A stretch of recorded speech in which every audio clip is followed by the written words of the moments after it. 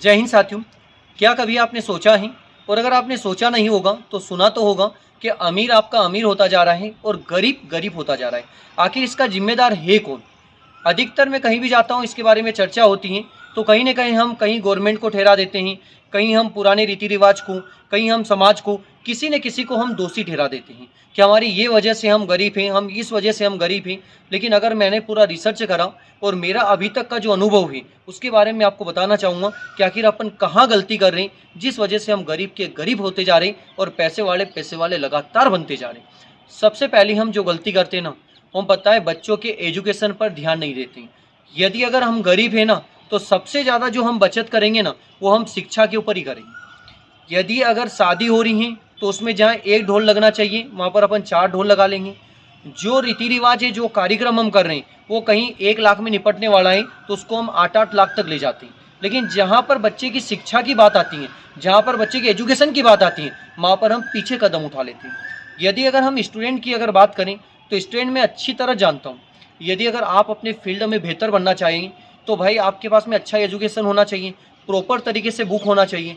अगर मैं 100 स्टूडेंट को बोलूँ कि ये बुक आपको कल लेकर आना है, तो मैं अच्छी तरह जानता हूँ केवल 60% बुक लेकर आएँगे, बाकी बच्चे बुक लेकर नहीं आएँगे। अगर मैं उन्हीं बच्चों को बोलता हूँ कि एक बर्थडे का कार्यक्रम होने वाला है और सभी को वहाँ पर गिफ्ट लेकर चलना है, खाना बेहतर बनने वाला है, तो आप अधिकतर बच्चे आ जाएंगे। 90% क्या 100% बच्चे आ जाएंगे। क्यों आ जाएंगे? क्योंकि वहाँ पर हमें बर्थडे पर राशि खर्च करने, फिजूल राशि खर्च करने हमारे पास में पैसा है, लेकिन शिक्षा के ऊपर हमारे पास में एक भी रुपया नहीं रखा है। इसी वजह से शिक्षा पर हम महत्व नहीं देते हैं, इसी वजह से हम लगातार एजुकेशन में नीचे जाते हैं और इसका पूरा का पूरा बेनिफिट गवर्नमेंट उठा लेती है। गवर्नमेंट ये चाहती है कि आप अशिक्षित रहें। आप एमपी का, मुझे किसी गवर्नमेंट के बारे में नहीं बोलना चाहिए, लेकिन आप एजुकेशन के बारे में अच्छी तरह जानते हैं कि अपना एजुकेशन चल कैसा रहा है। जो बच्चे को नॉलेज होना चाहिए, वो बच्चे को नॉलेज नहीं रहता है। इसके जिम्मेदार पहले तो आप ही, क्योंकि अगर आप शिक्षित रहोगे, तो आप कहीं न कहीं अच्छा गवर्नमेंट लेकर आओगे बेहतर तरीके से। लेकिन पहले आप एजुकेशन, गवर्नमेंट जॉब लेकर देखो तो सही, उसके बाद सारी चीज़ आपके लिए क्या हो जाएगी, आसान हो जाएगी। अब इसमें क्या होता है, जो अमीर बंदा होता है ना, वो बताए बच्चे के एजुकेशन को लेकर बहुत ज़्यादा सीरियस रहता है।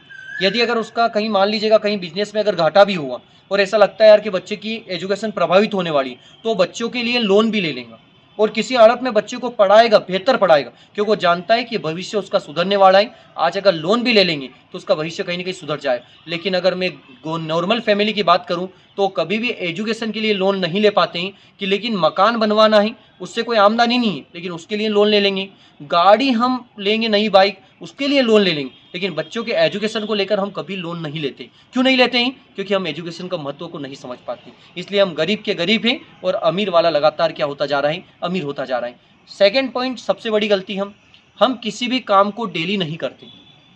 अगर हम गरीब हैं ना, तो हम क्या करते हैं, 5 दिन लपक के काम कर लेते हैं और 4 दिन बैठ के खा लेते हैं। पढ़ाई की अगर मैं बात करूं, उसमें भी हम ये गलती करते हैं। 3 दिन तो लगातार लपक के पढ़ाई करेंगे, 4 दिन आराम से घर पे घूमने चले जाएंगे, इंजॉय करेंगे, उसके बाद आकर रिटर्न हम पढ़ना शुरू करेंगे। हम अगर इतना सीरियस नहीं है, तो हम तो गरीब ही रहेंगे ना।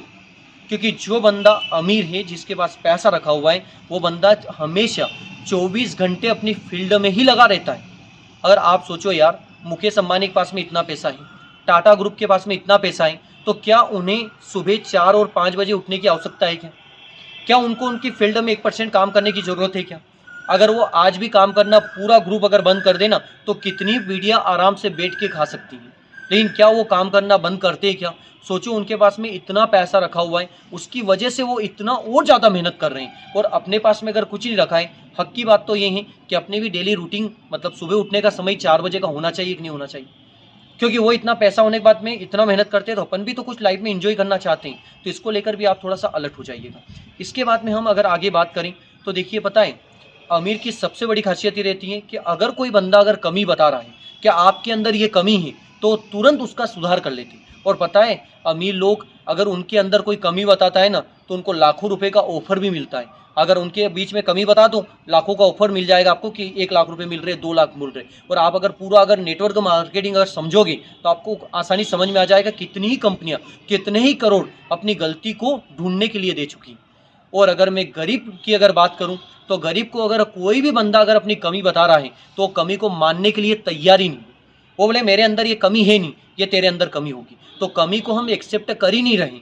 और कमी को अगर हम एक्सेप्ट नहीं कर रहे तो क्या हम बेहतर कर पाएंगे क्या?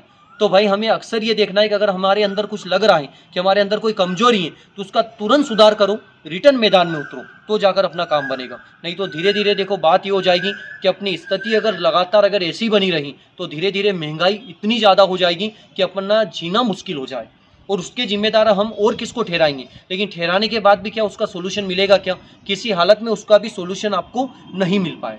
अब इसके बाद में बात करते हैं हम कि भाई अमीर अमीर क्यों होता जा रहा है, गरीब गरीब क्यों होता जा रहा है। सबसे बड़ी बात होती है, पता है, जहाँ पर काम गरीब लोग 10 मिनट में करते हैं वही काम कहीं पैसे वाला बंदा 2 मिनट में करके चला जाता है। इसका अर्थ होता है काम करने में उनकी फुर्ती रहती है और हमारी फुर्ती नहीं रहती, और फुर्ती नहीं होने की वजह से हम समय को बचत नहीं कर पाते, और समय की बचत नहीं करने की वजह से हम धीरे धीरे लाइफ में क्या हो जाते हैं भाई, सक्सेस नहीं हो पाते। तो थोड़ा सा आप विशेष ये भी ध्यान दें कि किसी हालत में अगर आप फ्री हैं तो भाई फ्री समय में आप कुछ अच्छा बेहतर करने की कोशिश करें, जिससे आप कहीं अच्छी प्लानिंग सेट कर पाएँ। इसके बाद में अमीर और गरीब में सबसे बड़ा जो डिफरेंस होता है वो डिफरेंस में लास्ट बता रहा हूँ आपको, इसके बाद वीडियो आपका समाप्त हो जाएगा। सबसे पहली बात होती है प्लानिंग। प्लानिंग किस बात को समझते हैं आप? प्लानिंग क्या होता है, मतलब कोई भी काम अगर कर रहे हैं तो उससे पहले वो डाटा रिसर्च करते हैं कि भाई इसकी प्लानिंग क्या होनी चाहिए, कितने दिन में काम हो जाना चाहिए, कौन कौन इस काम को निपटाने वाला है, ऐसे प्रोजेक्ट तैयार होता है। और पता है वो प्रोजेक्टर पर काम करते हैं और उसको बहुत जल्द समाप्त भी कर देते हैं, और वास्तव में वो प्रोजेक्ट उनका सक्सेस भी हो जाता है। लेकिन हमारा प्रोजेक्ट कुछ भी नहीं रहता है, हम तो केवल लगे मेहनत करने में, करते जा रहे हैं। मैंने बोला कुछ प्रोजेक्ट है, कुछ भी प्रोजेक्ट नहीं। तो प्रोजेक्ट के ऊपर तो काम करना पड़ेगा ना, उसकी लिमिट क्या है, कितने दिन में समाप्त करना है, कौन सी फील्ड में काम करना है, कहाँ जाकर काम करना है, उसके लिए कितने घंटे पढ़ाई करनी पड़ेगी, उसके लिए कितना खाना खाना पड़ेगा, पूरा एक प्रोजेक्ट बनता है, उस पर काम होता है, तो जाकर आप लाइफ में सक्सेस होंगे। तो देखिए आपने अगर वीडियो ध्यान से देखा है तो अपने को किसी हालत में लाइफ में भाई गरीब नहीं रहना है, अच्छा पैसे वाला बनना है, समाज में आपका अच्छा खासा इज्जत होना चाहिए, बढ़िया एक प्लेटफॉर्म होना चाहिए। उसके लिए आपको दिन रात मेहनत ही करनी है ना। 6 महीने 1 साल 2 साल लपक के मेहनत कर लो, एक बार पैसा आना शुरू हो जाएगा तो फिर मैं भी आपको बोलूँगा कि अब पैसे से पैसा बनेगा और फिर आपको लाइफ जीने में मजा आएगा। आज के वीडियो में बस इतना ही। जय हिंद, जय भारत।